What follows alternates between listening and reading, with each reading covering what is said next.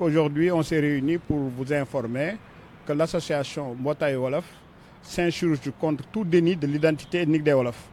Vous pouvez vérifier au niveau même de l'esplanade de la place du souvenir africain, vous verrez que le professeur Cheikh Anta Diop a été décrit comme historien appartenant à l'aristocratie lébou. Ceci n'est pas une exception.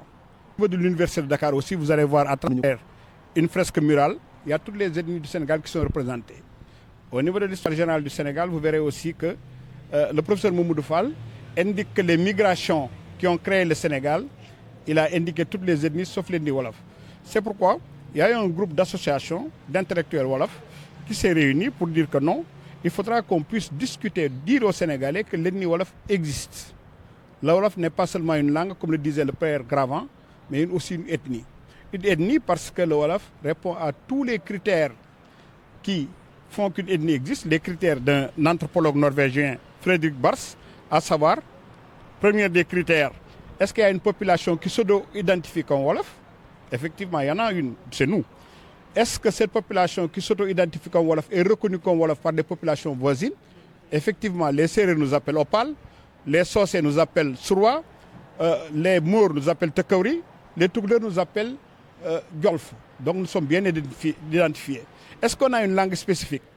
Les gens ont pu voir qu'au niveau de la zone des langues nigério-congolaises, la langue Wolof est spécifique. Elle est tellement spécifique qu'elle ne ressemble à aucune autre. Et cette langue, on peut voir ses racines, ses origines au niveau de l'Égypte pharaonique. Donc nous pouvons nous targuer que notre langue est une langue originale venant de l'Égypte. Est-ce que nous, les Wolofs, nous avons un terroir? Effectivement, nous avons un terroir. Quand on parle des Toucouleurs, on parle du Fouta. Quand on parle des Sérères, on parle du Sine.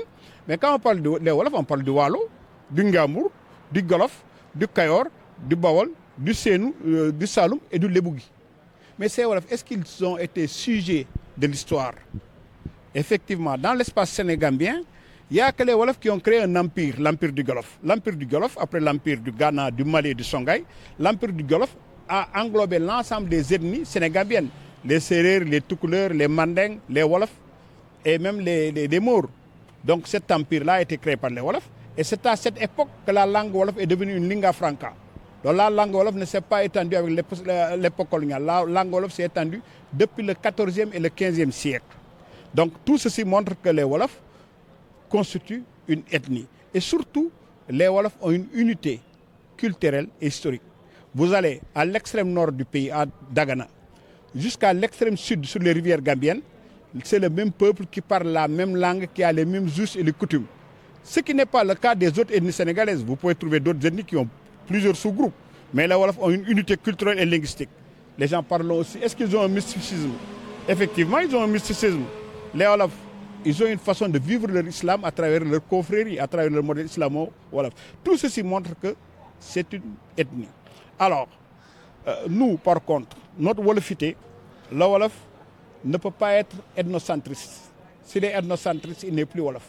Donc nous avons toujours cohabité avec les autres ethnies dans ce pays de façon pacifique et nous allons continuer à le faire. Donc c'est pourquoi aujourd'hui nous allons informer les populations de l'existence de cette association dont il y aura quelques objectifs à travers par exemple la mise en place d'un grand festival où le peuple Wolof Lébou de Dakar accueillera les autres peuples Wolof.